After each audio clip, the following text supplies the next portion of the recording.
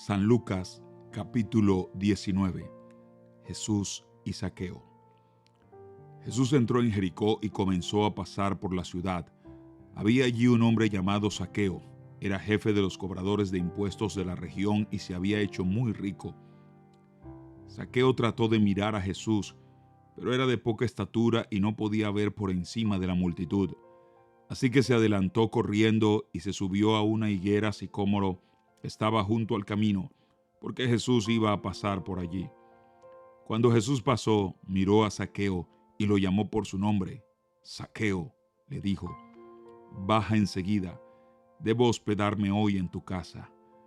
Zaqueo bajó rápidamente y lleno de entusiasmo y alegría, llevó a Jesús a su casa.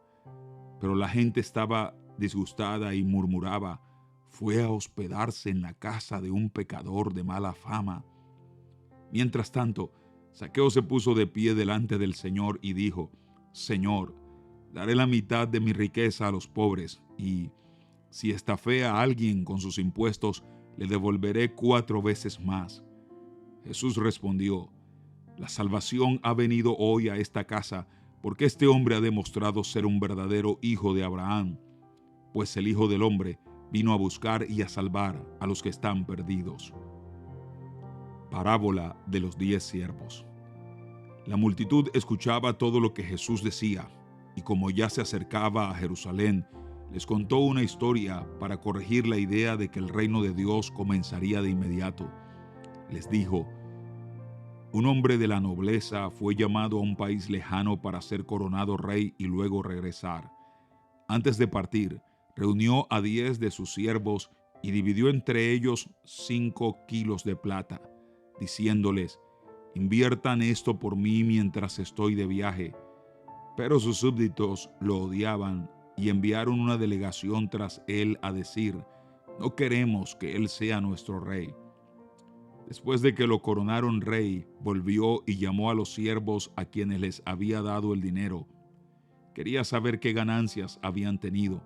El primer siervo informó, amo, invertí su dinero y multipliqué 10 veces el monto inicial. Bien hecho, exclamó el rey, eres un buen siervo. Has sido fiel con lo poco que te confié, así que como recompensa serás gobernador de 10 ciudades. El siguiente siervo informó, amo, invertí su dinero y multipliqué 5 veces el monto original. Bien hecho, exclamó el rey, serás gobernador de 5 ciudades. Pero el tercer siervo trajo solo la suma original y dijo, amo, escondí su dinero para protegerlo. Tenía miedo porque usted es un hombre muy difícil de tratar, que toma lo que no es suyo y cosecha lo que no sembró. Siervo perverso, dijo el rey a gritos, tus propias palabras te condenan. Si sabías que era un hombre duro que tomo lo que no es mío y cosecho lo que no sembré, ¿por qué no depositaste mi dinero en el banco? Al menos hubiera podido obtener algún interés de él. Luego, dirigiéndose a los otros que estaban cerca, el rey ordenó, quiten el dinero de este siervo y dénselo al que tiene 5 kilos. Pero amo, le dijeron, él ya tiene 5 kilos. Sí, respondió el rey, y a los que usan bien lo que se les dará aún más. Pero a los que no hacen nada, se les quitará aún lo poco que tienen. En cuanto a esos enemigos míos, que no querían que yo fuera su rey, tráiganlos y ejecútenlos aquí mismo en mi presencia. Entrada triunfal de Jesús. Después de contar esa historia, Jesús siguió rumbo a Jerusalén, caminando delante de sus discípulos. Al llegar a las ciudades de Betfagé y Betania, en el monte de los Olivos, mandó a 2 discípulos que se adelantaran. Vayan a la aldea que está allí, les dijo. Al entrar, verán un burrito atado, que nadie ha montado jamás. Desátenlo y tráiganlo aquí. Si alguien les pregunta, ¿por qué desatan al burrito? Simplemente digan, el Señor lo necesita. Así que ellos fueron y encontraron el burrito tal como lo había dicho Jesús. Y efectivamente, mientras lo desataban, los dueños les preguntaron, ¿por qué desatan ese burrito? Y los discípulos simplemente contestaron, el Señor lo necesita. Entonces le llevaron el burrito a Jesús y pusieron sus prendas encima para que él lo montara. A medida que Jesús avanzaba, la multitud tendía sus prendas sobre el camino delante de él. Cuando llegó a donde comienza la bajada del Monte de los Olivos, todos sus seguidores empezaron a gritar y a cantar mientras alababan a Dios por todos los milagros maravillosos que habían visto. Bendiciones al Rey que viene en el nombre del Señor. Paz en el cielo y gloria en el cielo más alto. Algunos de los fariseos que estaban entre la multitud decían: Maestro, reprende a tus seguidores por decir cosas como esas. Jesús les respondió: si ellos se callaran, las piedras a lo largo del camino se pondrían a aclamar. Jesús llora por Jerusalén. Al acercarse a Jerusalén, Jesús vio la ciudad delante de él y comenzó a llorar, diciendo: cómo quisiera que hoy tú, entre todos los pueblos, entendieras el camino de la paz. Pero ahora es demasiado tarde y la paz está oculta a tus ojos. No pasará mucho tiempo antes de que tus enemigos construyan murallas que te rodeen y te encierren por todos lados. Te aplastarán contra el suelo y a tus hijos contigo. Tus enemigos no dejarán una sola piedra en su lugar, porque no reconociste cuando Dios te visitó. Jesús despeja el templo. Luego Jesús entró en el templo y comenzó a echar a los que vendían animales para los sacrificios. Les dijo: las Escrituras declaran: mi templo será una casa de oración, pero ustedes lo han convertido en una cueva de ladrones. Después de eso, enseñó todos los días en el templo, pero los principales sacerdotes y los maestros de la ley religiosa, junto con los otros líderes del pueblo, comenzaron a planificar cómo matarlo. Pero no se les ocurría nada, porque el pueblo prestaba mucha atención a cada palabra que él decía. Capítulo 20. Desafían la autoridad de Jesús. Cierto día, mientras Jesús enseñaba a la gente y predicaba la buena noticia en el templo, los principales sacerdotes, los maestros de la ley religiosa y los ancianos se le acercaron. ¿Con qué autoridad haces todas estas cosas?, le reclamaron. ¿Quién te dio el derecho? Primero, déjenme hacerles una pregunta, les respondió él. ¿La autoridad de Juan para bautizar provenía del cielo o era meramente humana? Ellos discutieron el asunto unos con otros. Si decimos que provenía del cielo, preguntará por qué nosotros no le creímos a Juan. Pero si decimos que era meramente humana, la gente nos apedreará, porque están convencidos de que Juan era un profeta. Entonces finalmente contestaron que no sabían. Jesús respondió: entonces yo tampoco les diré con qué autoridad hago estas cosas. Parábola de los agricultores malvados. Jesús se dirigió nuevamente a la gente y les contó la siguiente historia. Un hombre plantó un viñedo, lo alquiló a unos agricultores arrendatarios y se mudó a vivir a otro país por varios años. Llegado el tiempo de la cosecha de la uva, envió a uno de sus siervos para recoger su parte de la cosecha, pero los agricultores atacaron al siervo, le dieron una paliza y lo mandaron de regreso con las manos vacías. Así que el dueño envió a otro siervo, pero a este también lo insultaron, le dieron una paliza y lo despacharon con las manos vacías. Entonces envió a un tercer hombre, a quien lastimaron y echaron a patadas. ¿Qué haré?, se preguntó el dueño. Ya sé, enviaré a mi querido hijo. Sin duda, a él lo respetarán. Sin embargo, cuando los agricultores vieron al hijo, se dijeron unos a otros: aquí viene el heredero de esta propiedad. Matémoslo y nos quedaremos con la propiedad. Entonces lo arrastraron fuera del viñedo y lo asesinaron. ¿Qué creen ustedes que hará con ellos el dueño del viñedo?, preguntó Jesús.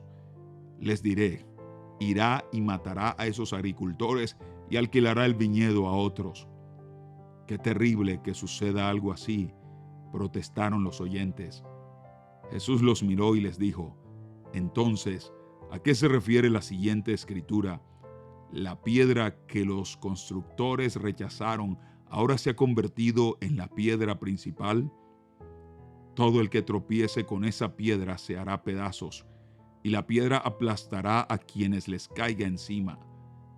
Los maestros de la ley religiosa y principales sacerdotes querían arrestar a Jesús en ese mismo momento, porque se dieron cuenta de que contaba esa historia en contra de ellos, pues ellos eran los agricultores malvados, pero tenían miedo de la reacción de la gente. Los impuestos para el César. Esperando su oportunidad, los líderes mandaron espías que se hicieron pasar por hombres sinceros. Trataban de hacer que Jesús dijera algo que pudieran informar al gobernador de Roma para que lo arrestara. Maestro, le dijeron, sabemos que dices y enseñas lo que es correcto y no te dejas influir por lo que piensan otros. Enseñas con verdad el camino de Dios. Ahora dinos, ¿es correcto que paguemos impuestos al César o no? Jesús se dio cuenta de la trampa y dijo, muéstrenme una moneda romana. ¿A quién pertenecen la imagen y el título grabados en la moneda? Al César, contestaron. Bien, dijo, entonces den al César lo que pertenece al César y den a Dios lo que pertenece a Dios. Así que no pudieron atraparlo por lo que decía en público. En cambio, quedaron asombrados de su respuesta y se callaron. Discusión acerca de la resurrección. Después se acercaron a Jesús algunos saduceos, líderes religiosos que dicen que no hay resurrección de los muertos. Le plantearon la siguiente pregunta. Maestro, Moisés nos dio una ley que dice que si un hombre muere y deja a una esposa sin haber tenido hijos, su hermano debe casarse con la viuda y darle un hijo para que el nombre del hermano continúe. Ahora bien, supongamos que había 7 hermanos. El mayor se casó y murió sin dejar hijos. Entonces el segundo hermano se casó con la viuda, pero él también murió. Luego el tercer hermano se casó con ella. Lo mismo sucedió con los 7, quienes murieron sin dejar hijos. Por último, la mujer también murió. Entonces dinos, ¿de quién será esposa en la resurrección? Pues los 7 estuvieron casados con ella. Jesús respondió, el matrimonio es para las personas aquí en la tierra, pero en el mundo que vendrá, los que sean dignos de ser levantados de los muertos no se casarán, ni se darán en casamiento, ni volverán a morir. En este sentido serán como ángeles. Ellos son hijos de Dios e hijos de la resurrección. Ahora bien, en cuanto a si los muertos resucitarán, hasta Moisés demostró esto cuando escribió acerca de la zarza ardiente. Mucho después de que Abraham, Isaac y Jacob murieron, él se refirió al Señor como el Dios de Abraham, el Dios de Isaac y el Dios de Jacob. Por lo tanto, Él es Dios de los que están vivos, no de los muertos, porque todos están vivos para Él. Bien dicho, maestro, comentaron algunos de los maestros de la ley religiosa que estaban allí, y después nadie se atrevió a hacerle más preguntas. ¿De quién es hijo el Mesías? Entonces Jesús les planteó una pregunta. ¿Cómo es que se dice que el Mesías es hijo de David?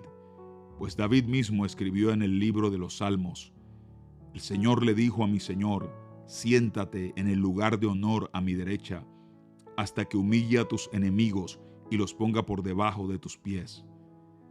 Si David llamó al Mesías Señor, ¿cómo es posible que el Mesías sea su hijo?